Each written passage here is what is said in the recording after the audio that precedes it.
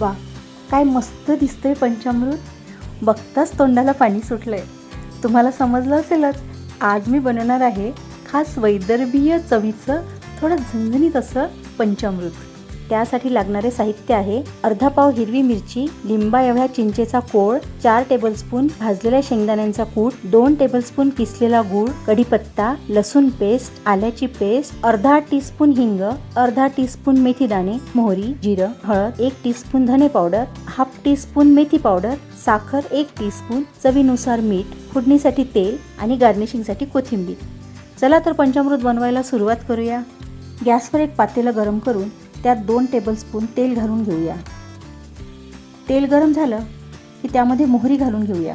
मोहरी छान तडतडली की त्यामध्ये जिरं, मेथीदाणा, हिंग, लसूणची पेस्ट, कढीपत्ता, आल्याची पेस्ट घालून छान परतून घेऊया.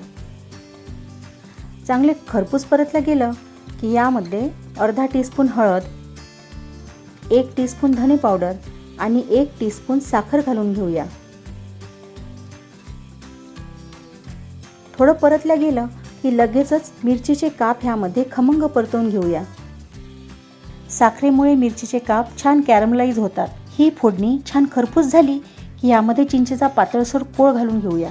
ज्यांना चिंच चालत नाही त्यांनी भिजवलेल्या आमसुलाची पेस्ट करून ह्यामध्ये घालून घेऊ शकता. याला उकळी आली की ह्यामध्ये चवीनुसार गूळ घालून घेऊया.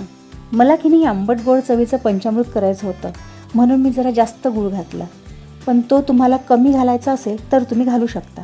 गूळ वितळून हे मिश्रण चांगलं उकळून घेऊया. मिश्रण थोडं पातळसरच ठेवायचं, कारण थंड झालं की हे घट्ट होतं. आता ह्यामध्ये आपण भाजलेल्या शेंगदाण्यांचा कूट घालायचा. हा कूट थोडा रवाळा असायला हवा. लागेल तसा थोडा थोडा कूट ह्यामध्ये आपण ॲड करून घेऊया. सगळ्यात शेवटी यात चवीनुसार मीठ घालून घेऊया.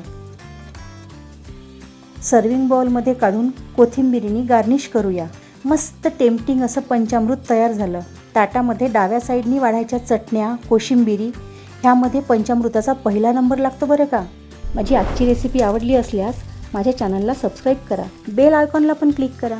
त्यामुळे माझ्या येणाऱ्या रेसिपीचे नोटिफिकेशन तुम्हाला मिळेल. परत भेटूया अशाच एका चटकदार पाकविधीसोबत. नमस्कार.